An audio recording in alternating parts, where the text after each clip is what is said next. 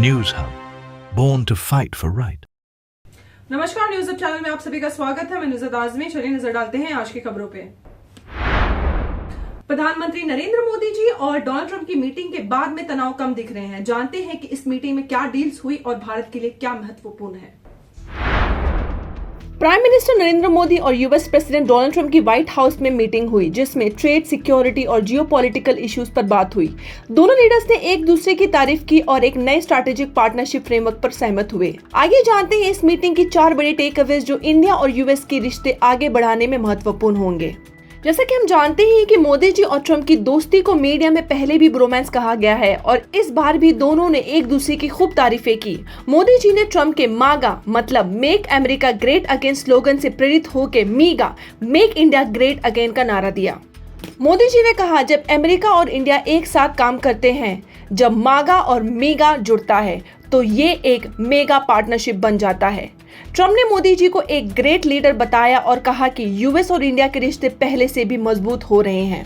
दोनों देश के बीच ट्रेड और टैरिफ पर पहले से ही टेंशन रही है, लेकिन इस बार मोदी जी एक नया रोड मैप लेकर आए, जहां 500 बिलियन का बायलैटरल ट्रेड का टारगेट रखा गया है, जो 2030 तक पूरा करना है।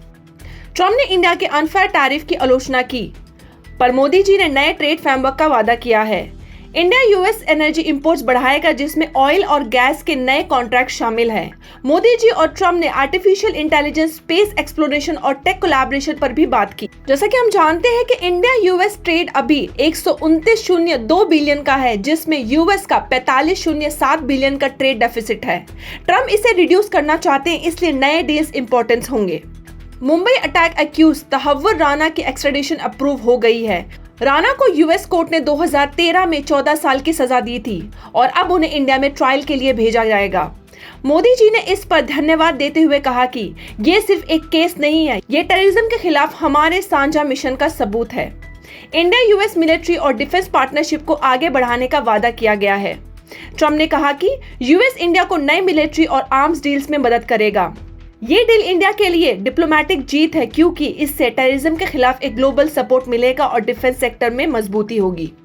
ट्रंप से रिपीटली रशिया यूक्रेन वॉर पर सवाल पूछे गए, क्योंकि उन्होंने पुतिन और जेलेंस्की दोनों से बात की थी। ट्रंप ने कहा, अगर मैं प्रेसिडेंट होता तो ये वार कभी नहीं होता। उन्होंने रशिया की नाटो पॉलिसीज को वार का एक कारण बताया और कहा कि रशिया नहीं चाहता था कि यूक्रेन नाटो का हिस्सा बने। मोदी जी ने इस इश्यू पर कुछ भी कहने से बचने की कोशिश की।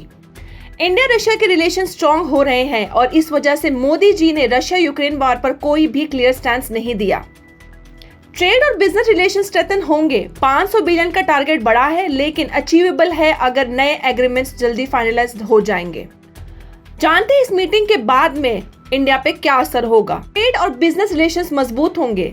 500 बिलियन का टारगेट बड़ा है, लेकिन अचीवेबल है अगर नए एग्रीमेंट्स जल्दी फाइनलाइज हो जाएं। डिफेंस और सिक्योरिटी कोऑपरेशन और बढ़ेगा। यूएस का इंडिया को आर्म्स और टेक्नोलॉजी देना एक स्ट्रैटेजिक मूव है।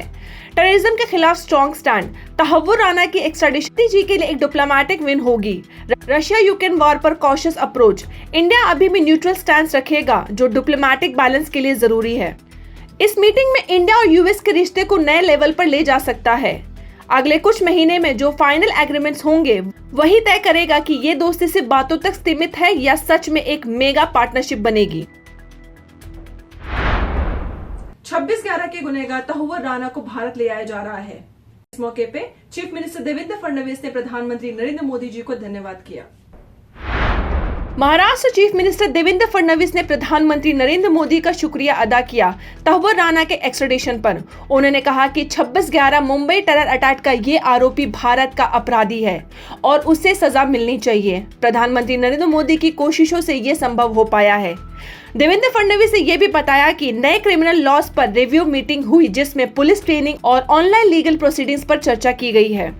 प्रधानमंत्री नरेंद्र मोदी ने भी US ex president Donald Trump का धन्यवाद किया, जो राणा के एक्स्ट्रेडिशन में मददगार रहे। मणिपुर में लगा प्रेसिडेंट रूल और असेंबली सस्पेंड कर दी गई। 4 दिन बाद जब एन वीरेंद्र सिंह ने सीएम पद से रिजाइन किया, सेंटर ने मणिपुर में प्रेसिडेंट रूल लागू कर दिया और स्टेट असेंबली को सस्पेंड कर दिया है। मई 2023 से मेइती और कुकी जो कम्युनिटीज के बीच चल रही हिंसा में 200 से ज्यादा लोग अपनी जान गंवा चुके हैं। ये फैसला मणिपुर गवर्नर अजय कुमार भल्ला की रिपोर्ट के बाद लिया गया है, जो पार्लियामेंट के बजट सेशन के अडजर्न होने के कुछ घंटे बाद अनाउंस किया गया। ज्यादा जानकारी के लिए हमारे साथ जुड़े रहें। आदित्य ठाकरे ने दिल्ली में केजरीवाल से मुलाकात की और दिल्ली इलेक्शंस में घोटाले का आरोप लगाया। उद्धव ठाकरे शिवसेना के लीडर आदित्य ठाकरे ने फॉर्मर दिल्ली सीएम अरविंद केजरीवाल से मिलकर दिल्ली इलेक्शंस में इरेगुलरिटीज का आरोप लगाया। उनका कहना है कि जो आपके साथ हुआ वो किसी भी पार्टी के साथ हो सकता है। ईवीएम और वोटर फ्रॉड का आरोप ठाकरे ने कहा, हम डेमोक्रेसी में रह रहे हैं या नहीं। उन्होंने इलेक्शन कमीशन पर भी सवाल उठाया और कहा कि ईवीएम और वोटर फ्रॉड का एक सीरियस इशू है। आदित्य ठाकरे ने एक दिन पहले राहुल गांधी से भी मुलाकात की थी। इंडिया ब्लॉक एक जॉइंट लीडरशिप के साथ आगे का रोड मैप तैयार कर रहा है। उन्होंने बीजेपी पर आरोप लगाया कि बीजेपी का लक्ष्य हर रीजनल पार्टी को तोड़ना और खत्म करना है। वहीं आपका रिएक्शन था। आप एमपी संजय सिंह ने कहा, शिवसेना उद्धव ठाकरे के साथ हमारी पार्टनरशिप बनी रहेगी। इलेक्टोरल इरेगुलरिटीज पर भी चर्चा हुई। क्या बीजेपी के खिलाफ अपोजिशन एक नया स्ट्रैटेजी बना रहा है? ये देखना अब इंटरेस्टिंग होगा। आरबीआई ने मुंबई के न्यू कोऑपरेटिव बैंक पर रिस्ट्रिक्शंस लगाए, जिसकी वजह से बैंक के बाहर भारी भीड़ देखने मिली। आरबीआई ने लिक्विडिटी इशू की वजह से मुंबई के न्यू इंडिया कोऑपरेटिव बैंक पर कई रिस्ट्रिक्शन लगाई है। अब डिपॉजिटर्स विड्रॉल नहीं कर सकेंगे, नए लोन्स अप्रूव नहीं होंगे और नए इन्वेस्टमेंट्स भी नहीं किए जा सकेंगे। ये रिस्ट्रिक्शंस 13 फरवरी 2025 से 6 महीने तक लागू रहेगी, लेकिन डिपॉजिटर्स को 5 लाख तक का इंश्योरेंस DICGC के थ्रू मिलेगा। बैंक बिना आरबीआई के परमिशन के नए लोन्स डिपॉजिट या लायबिलिटीज एक्सेप्ट नहीं कर सकता। सिर्फ जरूरी खर्चे जैसे सैलरी, रेंट और इलेक्ट्रिक बिल्स भरने की अनुमति दी गई है। इंडियाज गॉट लैटेंट केस में रणवीर अलाहाबादिया ने सुप्रीम कोर्ट का दरवाजा खटखटाया। यूट्यूबर रणवीर अलाहाबादिया ने सुप्रीम कोर्ट में अपील की है कि उनके खिलाफ दर्ज मल्टीपल एफआईआर को क्लब किया जाए। ये एफआईआर उनके इंडियाज गॉट लैटेंट शो पर दिए गए ऑब्सीन रिमार्क के लिए दर्ज किए गए हैं। ये विवाद तब शुरू हुआ जब अलाहाबादिया ने एक बहुत इनएप्रोप्रिएट सवाल पूछा, जो वायरल होने के बाद पब्लिक आउटरीच का कारण बना। महाराष्ट्र साइबर डिपार्टमेंट ने समय रायना और दूसरे कंटेंट क्रिएटर्स के साथ एफआईआर दर्ज की है। उन्हें ऑब्सीन कंटेंट प्रमोटर करने की दोषी बताया गया है। चीफ जस्टिस संजीव खन्ना ने कहा कि केस को जल्दी सुनाया जाएगा, जबकि असम पुलिस ने आशीष चंचलानी और दूसरे यूट्यूबर्स को भी सम्मन किया है। अलाहाबादिया ने पब्लिक अपोलॉजी पोस्ट की है और समय रायना ने अपनी सभी एपिसोड्स डिलीट कर दिए हैं। प्रताप सरनाइक ने 65 वर्ष से ज्यादा ऑटो ड्राइवर्स और टैक्सी ड्राइवर्स को 10,000 रुपए का फायदा दिया। महाराष्ट्र के ट्रांसपोर्ट मिनिस्टर प्रताप सरनाइक ने 65 साल या उससे ऊपर के ऑटो रिक्शा ड्राइवर और टैक्सी ड्राइवर के लिए 10,000 के बड़े फायदे की घोषणा की है। ये फैसला धर्मवीर आनंद दिगे महाराष्ट्र ऑटो रिक्शा और meter taxi driver welfare board की पहली मीटिंग में लिया गया, जो प्रताप सरनाइक के नेतृत्व में है। इस स्कीम का 14,387 सीनियर ड्राइवर्स को लाभ मिलेगा, जो अपनी उम्र के इस पड़ाव पर फाइनेंस सपोर्ट की जरूरत महसूस करते हैं। ये इनिशिएटिव उनके जीवन व्यापन में मदद करेगा और उनकी मेहनत को सम्मान देने का एक तरीका है। क्या आपको लगता है कि ये कदम सीनियर ड्राइवर्स के लिए सही है? अपनी राय जरूर दें। नवी मुंबई के कलंबोली जंक्शन को सिग्नल फ्री इंटरचेंज मिलेगा। कलंबोली जंक्शन, जो Mumbai Pune expressway NH48, NH548 और सायन पनवेल हाईवे को कनेक्ट करता है, अब सिग्नल फ्री इंटरचेंज बनने वाला है। इस प्रोजेक्ट को यूनियन मिनिस्टर नितिन गडकरी और सीएम देवेंद्र फडणवीस ने टॉप प्रायोरिटी दिया है। इसे हेवी व्हीकल ट्रैफिक कंजेशन कम होगा और स्मूथ व्हीकल मूवमेंट इंश्योर किया जाएगा। मुंबई हार्बर लाइन विस्तार में पश्चिम रेलवे ने लोगों से मांगे सुझाव।